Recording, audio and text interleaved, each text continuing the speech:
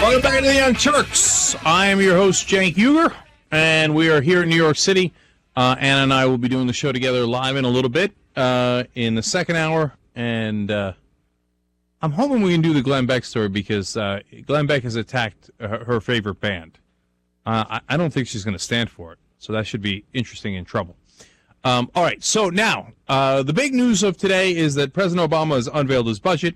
It has $1.1 trillion worth of cuts, spending cuts, over the next 10 years. I like to look at it in a 2-year window because we have all the relative numbers in that context before, of course, he comes up for re-election in 2012. So it winds up being a little over $200 billion in cuts, and they are some serious cuts. Let me tell you what they're cutting here. $300 million for community block grants.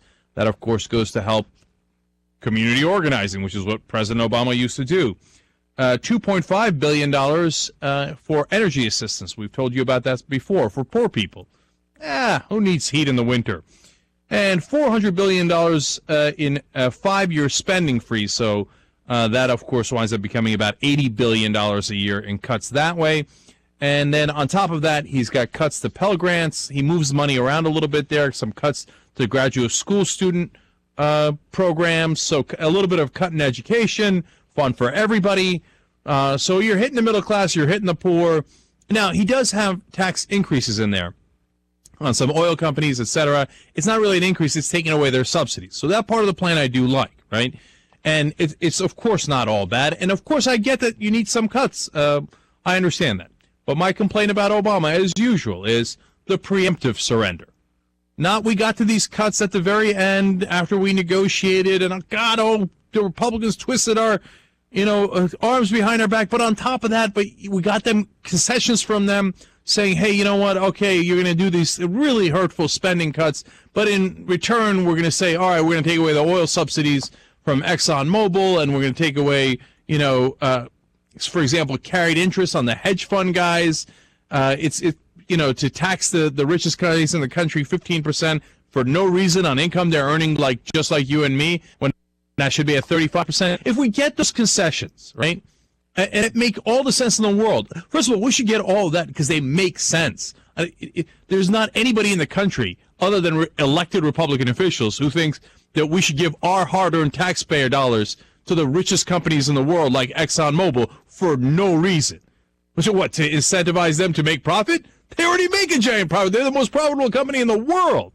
It makes no sense. But nonetheless, if we got those concessions, the easiest concessions in the world, then maybe you could talk about these cuts that are very painful. But instead, of course, the number of concessions that Obama has gotten so far is zero, none, squat. So he got the donut in concessions, but hey, listen, at least he's going to balance the budget, right? Hell no, he's not going to balance the budget. He cuts $200 billion off the back of, largely off the middle class and the poor. And where's the budget? It's nowhere near being balanced because he, along with the Republicans, gave the rich a giant, over $400 billion tax cut. In fact, to all of us, they gave an $858 billion tax cut in the next 2 years. And like I said, about half of that went to the top 2%. Oh, it's painful to say, man. So, you take away $200 billion, but you add $858 billion to the budget, to the deficit, I should say, because of the tax cuts. You're still $658 billion in the hole. So what did you accomplish? Nothing. You made the deficit worse. If you think that's bad, this is really important context. Do you know that if you cut the entire non-defense discretionary budget, so it's not defense, it's not Social Security, Medicare, etc., but the entire domestic budget outside of that, that is $477 billion. The entire deficit is $1.65 trillion. You know what that means? That means if you cut everything, no domestic spending, you would still have over a $1.1 trillion deficit because you cannot balance this budget just with spending cuts. Even if you cut every single thing, you couldn't do it. You couldn't even come close to doing it. You need to look at the other side, revenue. You need to look at defense. You need to look at our incredibly costly invasions of other countries. But these politicians won't do it. And since they don't do it, it's a joke. The whole thing's a joke. They're never going to balance the budget. And they're going to redistribute money from the rich. I'm sorry. That's the way in a progressive tax scheme it should work, where, hey, you know what? If you could pay a little more, you get charged a little more, right? Not a lot more, not everything. No, but here it's a reverse on its head. They take from the poor and the middle class and they give it to the rich. We elected a Democratic president to go ahead and help the Republicans do that. Now, did it work? Of course not. You want to hear the Republican quotes on it? Here we go. Get ready. Let me get to the right things here. Okay, here we go. So, President Obama cuts $1.1 trillion over the last 10 years. He gives into all the Republican framing, and he says, okay, we're going to balance the budget through cutting spending. He doesn't talk about tax cuts. He did have some tax increases, but they're only a third. 2/3 of it is cutting for the middle class and the poor. So, you know, he goes after them. He agrees with the Republicans. Oh, no, you can't touch the taxes of the rich that they just gave $858 billion to, but you come and you balance it off the backs of the middle class, right? So, after all that, well, the Republicans must have been happy, right? Wrong again, Bob. Of course they're not happy. How could you possibly think that? So here they come. Here is Eric Cantor. He's the Republican House leader. He says, quote, the president missed a unique opportunity to provide real leadership. So, nope, not buying it. I don't care how many concessions you give me. I don't care how many cuts you give me. No. Republican Budget Chair Paul Ryan said, in this critical test of leadership, the president has failed. He gives them all those spending cuts. The president has failed. Doesn't matter. He cuts community grants, the things he used to work on. Not good enough. Here's Republican Study Committee Chair Jim Jordan. Quote, the president failed a crucial test of leadership. Here's National Republican Senate Committee Chair John Cornyn. He says, quote, President Obama's timid budget proposal represents a missed opportunity to lead. Paul Ryan's not done. He comes back for another quote. He says, many people thought, ourselves included, that the president would moderate after the past elections. This is not a moderate budget. This is a budget that went to the left. It would be better doing nothing than if we were to actually pass this budget. So you give him all of those concessions. And what do you get in return? Not a damn thing. And so what happened? The political spectrum was already massively to the right, but let's start here, right? Obama's here. The Republicans are here. The center is theoretically here. Obama moves towards the right. Do the Republicans move toward him to get to the center? Hell no. They move further right because they're like, oh, this guy's giving concessions. Let's go further to the right because God knows what he'll give us. And now where's the new center? It's over here. How do you like this? And not very fancy. Okay, right here in the radio room, we're doing our best. But you see how the center moved all of a sudden because he already gave away all these Christmas gifts and the Republicans wanted more. All right, you want to hear some Republicans? All right, let's go to my friend Senator Sessions. He's on with Bill Hemmer. Let's see if he likes the proposal. Let's go to clip number 2. You believe what about this budget proposal? I believe what Erskine Bowles, who President Obama named to be co-chairman of his deficit commission, said yesterday, which is that this budget is nowhere close to avoiding the fiscal nightmare this country is facing. That's what he said about it. I don't think that's at all inaccurate. We are not living within our means. The president has not told us the truth. He is not leading. For Mr. Liu to suggest that somehow we're going to be living within our means in this 10-year budget that he's presenting is totally wrong. Does it look like President Obama's concessions worked? Do they look like they're coming closer to him? I look at that and I think, what is President Obama thinking? Does he thinking like mission accomplished? Does he think that they're ever going to change their mind? No, I guess he thinks, oh, you know what, I don't care. Mark Halperin thought it was a swell thing to do. David Broder wrote a column about what a wonderful centrist I am. I have pleased Washington. Okay, more sessions. If you don't think it's clear enough, let's go to clip number 3. Have Republicans countered with the kind of proposal and tough love that's necessary? Well, yes, a lot of good proposals have been raised. But let me ask you, first and foremost, this is the President of the United States, who I believe should have told the American people in the State of the Union why we are in a crisis. why we have to reduce spending, not because we want to, but our very economy is threatened. We could face another serious recessionary event, debt crisis that would damage all of us. Many argue that the American people are ready for the tough love and they're willing to take it. Just tell them what they need to do. Bill Hemmer's the worst. He's the worst of the worst. Who's paying me? Who's paying me? Fox News is paying me? Oh, fantastic. What do you need me to say? Oh, yeah, Americans need tough love. They need cuts to the middle class. Definitely. Did he ask him one question about the $858 billion in tax cuts that Sessions just agreed to? What a bunch of unbelievable hypocrites. Sessions pretending he cares about the budget when he just destroyed the budget with those tax cuts. And then he's like, oh, no. Middle class and the poor, it's time for them to take a hit. It's time for some tough love. Yeah, that's fantastic. Now let's go. They're not done yet. Go to clip number 4. When you hear the $1.1 trillion in savings over 10 years, what's your take? Is that a good start, Senator? No, it's not. This is a 10-year budget. It sets the president's plans for what the country should do for the next 10 years.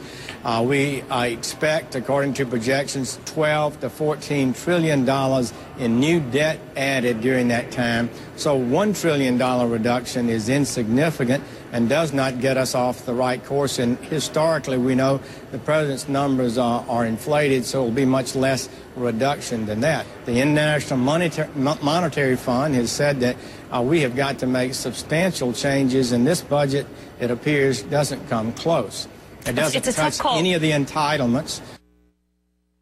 Yeah, all right, so let's understand that. First of all, $1 trillion, not good enough. Nothing's ever good enough. Second of all, he nearly gave away $1 trillion in tax cuts just last month, okay?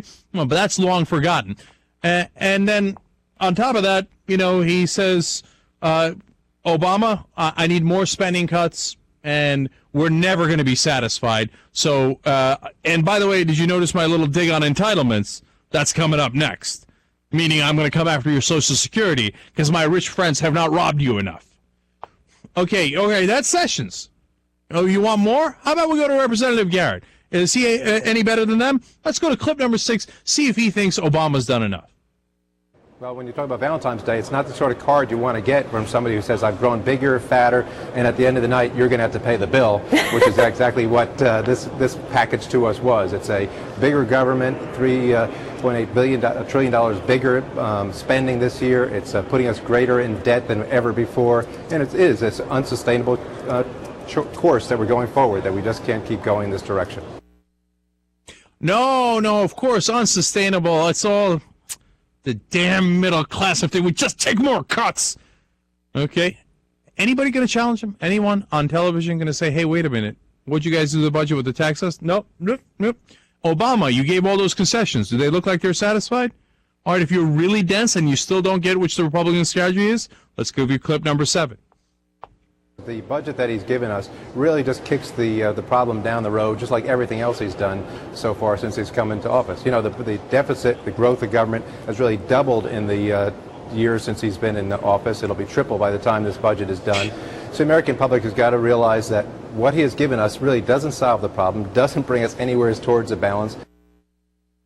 All right, you understand the tricks there? Number one, they just put $858 billion. I keep coming back to it. I'm going to keep coming back to it, okay? They just put an $858 billion tax cut in that blew a hole in our budget. But did you understand the trick there? And I told you they were going to do it.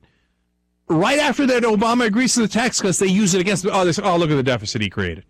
But wait, didn't you guys want the tax? This son of a bitch create all this deficit with his. But they don't mention the tax cuts. The second thing is, you know why the deficit is so bad? Because our tax revenues are way down, not just because of the cuts.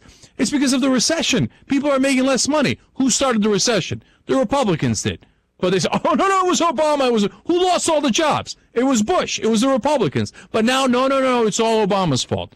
Look, I get that. They're the opposition party. I mean, it's loathsome, and I pointed out to you, and it's hypocritical, etc. What I don't get is a Democratic president who sees these guys attack him day in, day out, and then agrees with them. That says, oh, my God, you're so right, we got to cut spending. And here's all my gifts to you. And then is surprised when it turns out they're not interested in your gifts, and they want more and more and more. More cuts for the middle class, more cuts for the poor, more tax cuts for the rich. there's only two possibilities. Obama is unbelievably dense politically, like, oh, wow, Republicans not compromising. Golly gee, why didn't somebody tell me? Or he doesn't care. He's a politician, and he thinks, look, if I got to hit the poor, if I got to hit the community organizers, and I was one, if I got to hit them on their heating assistance just so that Washington and the media will say that I'm more centrist, and I can go to the voters and say, aren't I so reasonable? I agreed with all the things the Republicans said. Well, then that's what he's running on. That's what his political strategy is. And he's not a progressive, and he's not the guy who's going to bring you change. He's a guy trying to get reelected. Maybe that's incredibly obvious to some of you, but there are still a lot of people who love Obama and who think he cannot do anything wrong. I don't understand how they justify this. If you got to all of these cuts through really painful negotiations, it might be one thing, and I believe in compromise, and I might get there. But if it involves no compromise and the Republicans give you nothing, it is indefensible. It's just a gift to the rich. It's a gift to your political opponents. And it's all done in the guise of getting the Washington media to call you a centrist. And so in your mind, you think that helps you win an election. I don't think it helps you to win the election at all.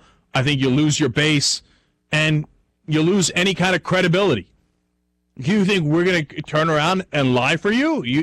We're not Republicans. We're not conservatives. Remember what Rush Limbaugh said after the Bush election? He said, I'm tired of carrying their water for him. You know what that means? He was lying for that. He knows it, and that's what he did all this time. Well, we're not going to do that. We're actual progressives. We care about what the reality is. I'm not going to come out here and tell you, oh, Obama, the way he cut the heating for the poor, the way he cut the education, it was fantastic. Oh, Obama can do no wrong. He is our Democratic president. Look, there might be other shows that are interested in doing that, but this one ain't it at all. All right, let's take a quick break here. And when we come back, two things. One, of course, they're going after entitlements. Number two, Ron Paul kicks ass at CPAC. But it's not just Ron Paul. The poll of who conservatives want is really interesting for two other reasons as well. Let's come back and tell you that.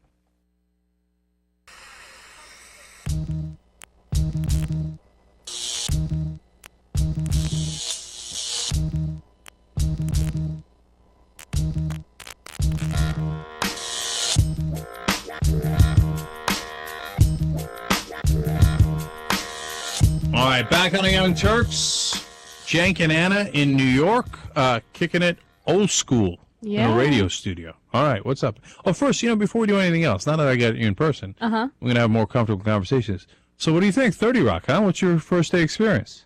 My first day experience is good. I mean, as always, when you're a new person in a completely different environment, it's a little uncomfortable because I hate not knowing what I'm doing. Like, I like to take control. I like to command the room, right? Yeah, move the papers around.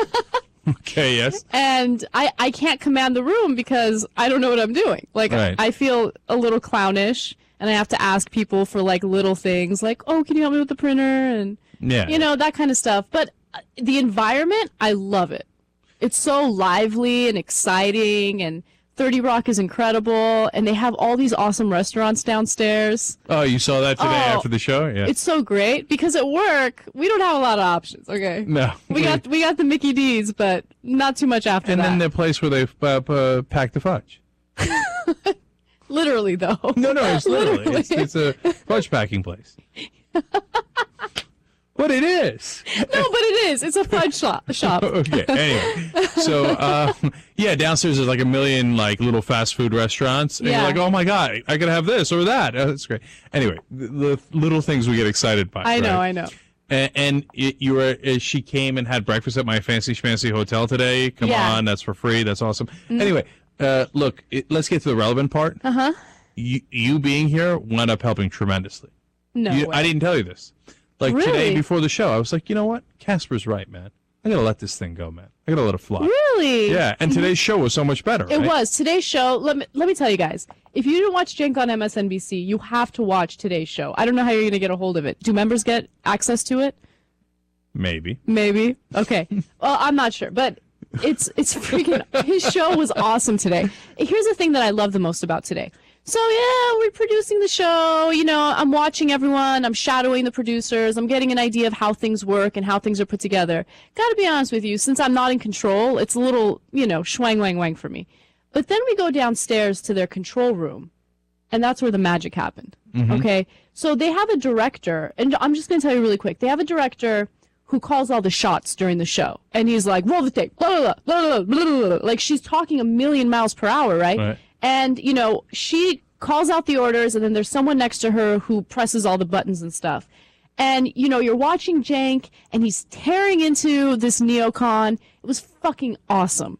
When you were tearing into that neocon, everyone in the room was like, oh my God, oh shit. Oh shit! Is he getting mad? Is he getting mad? It was so good. No, it was really exciting. I'd love to see the control room because obviously, since I'm on air, I've never seen it. I should just sit in like when Dylan's doing his show. You should. Ed or somebody. You should. Rachel. Yeah, that'd be cool. All right, one last thing before we get to the rest of the stories. So what if you were watching our Facebook page, somebody said, "All right, guess the 3 people that were at Rebel headquarters in L.A."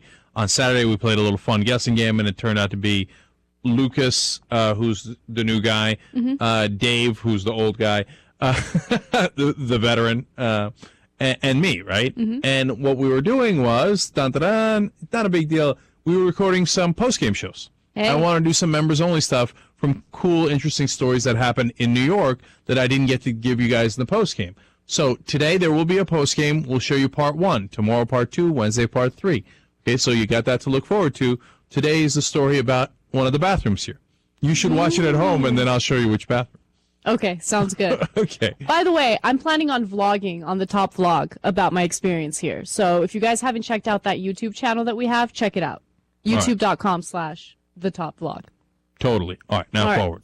Okay, so researchers from the University of Virginia and Harvard wanted to find what women's preferences are when it comes to men. Okay, what kind of response do women like from men, right? So what they did is they used respondents from the University of Virginia. All of them are females, right? And they asked those women to supply their Facebook pages. So what the researchers did is they told the women that men rated them based on their Facebook page, right? So the men would either say that they're interested in the women, they're not interested in the women, or they're indecisive, right? And by interested, I mean not physically interested in the women. They said, okay, I'm likely to get along with this girl, I'm not likely to get along with this girl. Right, or want to go on a date, don't want to go on a date. And the third category was actually, I think it was more unknown. Like they didn't know, and they didn't know why the guy didn't respond. Okay? Right. So what they wanted to test out was, are women into guys who like them? That's called reciprocity, right? Or are they into guys who don't like them, and they're like, oh, I got to go get him, right? And the answer is neither. Neither. What's the category they liked? The category that they liked the most is the men that don't know. They don't know. That they don't know. So the men that are indecisive about the woman, they don't know if they want to date her or not, those are the guys that the women are most interested in getting to know and dating. As soon as I read it, first of all, I was like, totally true, right, in my experience. Second of all, it makes me so angry. I just cannot play that card, right? Please. Okay, no, because they have the guys who are mysterious. Come on. That's what every woman loves. They're like, what is he thinking? Does he like me? Does he not like me, right? He's a strong, silent type. I don't know. He's thinking about the football game. He's thinking about this or that. He's silent type. Or he's thinking about banging you, but he just hasn't said anything, right? But me, I could never play the strong, silent type. I mean, I come in strong one way or another, right? But I can't do silent. So I would always lose out in that, right? And turns out, and as you see from the study, I've been playing it wrong the whole time. No, but it's interesting because, first of all, this study is extremely limited, okay? They had a very, very small sample, and they're all from the University of Virginia. No, so, I got you. But I totally believe. No. Okay, I believe it to some extent, right? But also, here's what I'm not buying, okay? So the second group of men that the women were most interested in were the men that were open and honest about liking the women, right? Right. I was surprised by that, and I'll tell you why. A lot of women don't like guys who tell them that they like her right off the bat, right? Like if I'm dating a guy, we go on a couple of dates, and he tells me immediately, "You're beautiful, I want to keep dating you." All of a sudden, I'm like, Okay, it's terrible, but it's true. But here, look, that's where I think the study had flaws. Now, it's UVA girls. Of course, it's a bit more sample that's better, but I believe that part of it. The problem with the study is that they asked if they like the guys, right? It's different to ask a girl if they like the guy or if in reality they like the guy. You see what I'm saying? Yeah. Their actions could be different. If they say to you, okay, this guy doesn't like you and this guy does like you, which one do you like? You might answer, all right, well, then the guy who likes me, right? But in the real world, that's not how it works. They don't ask you, right? You just kind of turned on by that guy, and for reasons you can't understand, not turned on by that other guy, right? But that's not how you would answer in a question. And then the second reason the study is flawed in that sense is because they were talking about dating. Like, so if this guy is interested in dating you, then you're interested in it. If the other guy says, I'm not interested in dating you, what are you going to be like, oh, please date me? right. You know, it makes it more awkward. Right. But so in reality, partly based on this survey, partly based obviously on my experience, I think the order is like this: international man of mystery, okay, like the guy you don't know what his intentions are, then the guy who doesn't like you, then the guy who likes you. Yeah, I think that you ordered it perfectly. Okay, I would agree with you on that one. Okay, look, guys, we're just trying to help you out, man. Just don't. I mean, I know every guy has this instinct, and it's the wrong instinct to say, "Oh my God, I like you. I think you're so beautiful." Not Don't every guy do it. has that instinct. Well, that's true. And but a lot of guys do. You need to find that tasteful balance too, because if it's constant rejection, the woman's going to get over it, right? And you that's have to why. have that balance. And and the balance goes towards the international man of mystery, right? Because if you're like, you throw a dig at her and stuff, oh, that's a curious outfit today, and she's like, right, and then you're like, did you do your hair today, or you didn't blow dry it, right? And then she's like totally thrown off, and that's 2 disses in a row, and then just like you throw in I didn't know your eyes were that green. They look nice. Then you're like, you know what happened? Then you don't know where the guy's coming from. Exactly. Then mission accomplished. You got the digs in, you threw a little compliment, and she's like, does he like me? Does he not like me? I gotta find out. Moral of the story, send mixed messages. People like it. Now, for relationships, turns out to be disastrous. But if we're actually getting the girl, look, God's a prankster. Okay, that's how he set us up. And whether we like it or we don't, that's how it works. Hopefully, once you've settled into a relationship, you can, tone down the mixed messages a little bit. Oh, absolutely. For the sake, then the girls start giving you mixed messages, and the guy's like, "Oh, what have I done?" Yeah, you have to think of yourself as a fish hook, right? With like bait on it, and the bait has to be a little sweet and a little sour because that's what the fish like.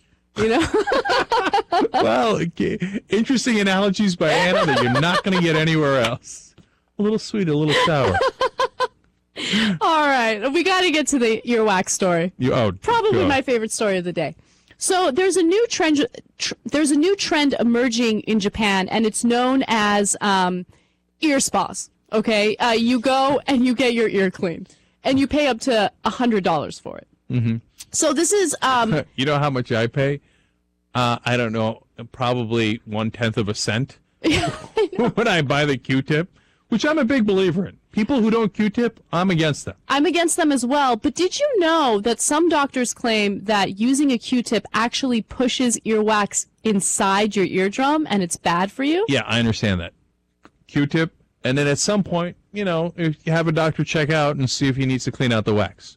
I get it. Right. But if you say, oh, it pushes it in, I'm not going to do it, then you got like wax coming out of your ear. It's a disaster. Don't listen to that nonsense. Okay. It is a disaster. So let me tell you a little bit about these ear cleaning spas. They're popping up all over Japan. They're very popular among men. And the reason why they like it is because it allows them to have a physical connection with another human being. Yeah, I know. It's just, it kind of depressed me to hear it. Yeah, it is depressing. But, I mean, look, it's Japan. Don't they have massage parlors? You know what I'm saying? Because that'll get you contact with a female in a couple of different ways.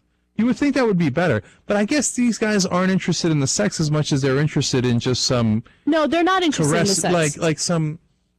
So not just contact, but like someone to be gentle with them. Do you see what I'm saying? No, you're 100% right about that. So I'm sure these men are interested in sex, and I'm sure if that's what they want, they can get it. But when they go to these ear cleaning parlors, what they like is, the gentle touch of a woman. Once again, I would refer you to a massage parlor, but nonetheless. No, they miss, that maternal touch. I guess so. And apparently this is more of a tradition in Japan of women cleaning out men's ears, which kind of sucks for women. Okay. They're like, it's a tradition. I'm like, well, that's a win for the guys, but an unfortunate tradition for the women.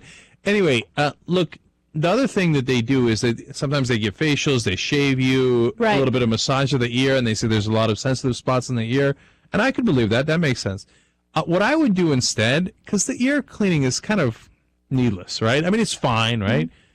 But what I think would work tremendously, and what I would sign up for, is a whole head massage. Oh, yes. Okay?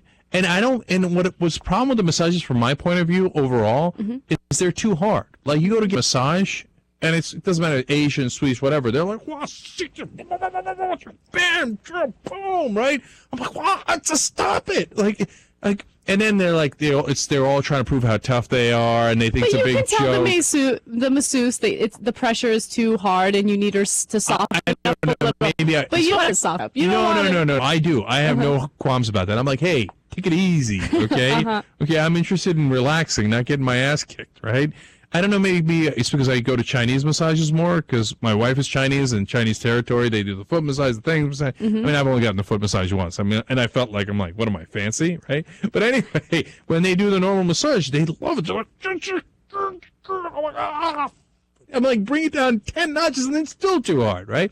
But anyway, so when they do the head massage, don't kill me. Just nice little, you know what? Scalp massage. Yeah. You want to rub my ear? Have at it, Hoss. That sounds lovely. You know what I'm saying? Okay. People pay $100 for that in a second. Who gives a damn about the wax? You know? People do pay $100 for that. They go to spas and they do it. Spas do that all the time. See, that's the thing. Chicks do it. Like, I don't. Maybe guys do. I don't do it. Like, is there just scalp massages at spas? I'm sure if you ask for one, I'm sure you can find a spa that has that specific service. Because whenever I go to Supercuts or whatever, and they do the shampoo thing, Supercuts is not going to do it. No. When they shampoo, they just for like 3.5 seconds, they're like, and it's a mini scalp massage as they're shampooing your hair, right? And I'm like, I can't tell you the amount of money I would pay if you continue that for half an hour. No, you can, if you go to a decent salon, and I know you're probably going to be like, I'm not going to pay that much money for a haircut, but go to a salon, and they'll do that. Tell them that you want a very good shampoo. One of the Young Turks fans once got me that, okay? So I went like either in or near Beverly Hills, and they did that. And I was like, it's the greatest thing in the world to be rich. Now I see why people want to be rich. Because you're right. She spent like 15 minutes, and I was like, I think that feels so good. And it was a great haircut, etc. Yeah, no, going to salons is awesome. That's why women love to do it all the time. You know, even women like to get a gentle touch once in a while. Is that right? No, but not in that way. No, I mean, to have someone play with your hair, it's comforting. It's a very comforting feeling. And that sounded wrong, but it's the truth. That's how I feel. So you'd like a sweet Asian woman to play with your hair and massage your head? Massage my head a little bit, play with my hair. Make me feel beautiful. Tell me how pretty I am. Oh, God. All right. This is the hottest video we've ever done. Okay, all right. Before it gets uncomfortable in here, we got to do one last one, right? Or yes. Are we done? You know what? Let's do Tiger Woods because I really like this story. I wanted to get to it. So Tiger Woods is playing golf. He's actually doing the European tour, and just recently he spit on the green. Okay. How dare he? Yeah, people are really outraged by it. Now let me preface this by saying that I despise spitting. That is the number one thing that gets on my nerves. Like, I think it's disgusting. It grosses me out. Yada, yada, yada. That being said, I think people went a little overboard. I could understand why it's rude. You can't spit on the green because other golfers are going to walk there. You don't want them walking on your loogie. It's nasty. Okay, but I want to read you a quote. And this quote, I think, goes too far. So it's a gentleman from Sky Sports. His name is Ewan Murray. He says, disgusting what he has just done there. But there are some parts of him that are just arrogant and petulant. Somebody now has to come behind him and maybe putt over his spit. It does not get much lower than that. Dude, calm down. It gets much lower than that, I guarantee you. Yeah, there are worse things in the world, trust me. Like when he was telling his wife that he wasn't banging anybody else, but in fact he was banging 87 girls, including the girl at Denny's. Okay, so yeah, that was a little low than just spitting. Okay, now I have strong opinions on spitting. Okay. I've gotten into at least 3 fights in my life over somebody spitting on me. Not going to happen, okay? And especially when I was younger, and I hate that. Here's another thing I hate. We play basketball, pick up basketball. Dudes will spit on the court all the time. Yeah, it's disgusting. I'm like, what are you doing? This is a basketball court. It's not even like a football field. Spit on a football field. Okay, who cares, right? It's grass, it's dirt, whatever, right? It's a court. We all have to step on it. No, I hate it. I think it's so disgusting. No, can't have it. Can't play with it. Can't win with it. Can't do it, right? But it's not the end of the world. Disgusting. Unbelievable. What arrogance. Right. They're just looking for a reason to beat up Tiger Woods. Just I think calm so down. too. I think so. I mean, it's on a scale of 1 to 10, it's a 4 in terms of things you shouldn't do. It's not a 9. Yeah. No, I agree with you on that. And Tiger Woods, first of all, got fined because of it. And he tweeted about it, and he said, the Euro Tour is right. It was inconsiderate to spit like that, and I know better. Just wasn't thinking, and I want to say I'm sorry. I'm sorry, I regret it. So totally my fault, my bad. And I'm sorry. That would be Tim Hardaway. All right. Okay, look, he did the right thing. I should apologize, pay a fine, and that's all fine. The only thing that I get annoyed by is, like, sports guys that have to have really strong opinions. Like, that happens in political talk sometimes, but especially in sports, they feel like they're not doing a sports show unless they're like, oh, my God, that was atrocious. That was terrible. Like, I know, dude. Just bring it down. Right. Bring it down. All right. That is our show for today, except all of a sudden, post-game coming your way. Taped on Saturday. All right. Tomorrow at 6 o'clock Eastern, of course. Check out MSNBC, and we will be back here at 8:30 Eastern to do this show, to do the Young Turks, of course, for you guys. All right? We'll see you then.